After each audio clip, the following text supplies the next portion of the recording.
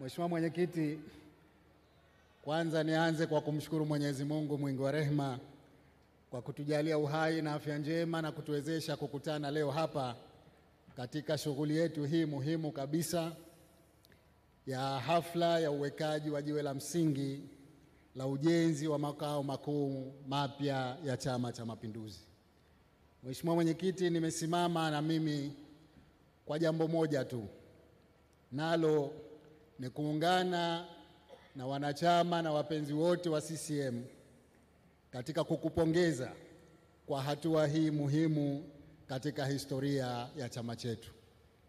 Kwa kweli leo itakuwa ni mwanzo wa ujenzi wa historia katika chama chetu. Mheshimiwa Mwenyekiti, tunakupongeza kwa dhati kabisa.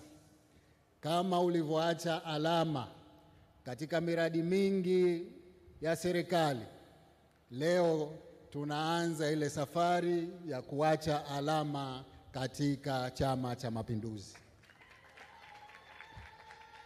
Kwa kweli hongera sana. Sote tumeona michoro ya jengo hili, michoro ina hadhi inayofanana na Chama cha Mapinduzi. Hongera sana, na nachukua fursa hii kuungana na wanachama wenzangu na wote waliohudhuria hapa katika kukuunga mkono katika jambo hili.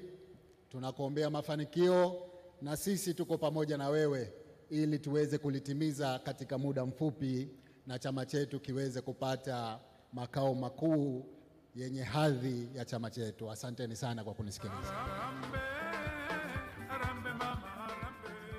CCM oye!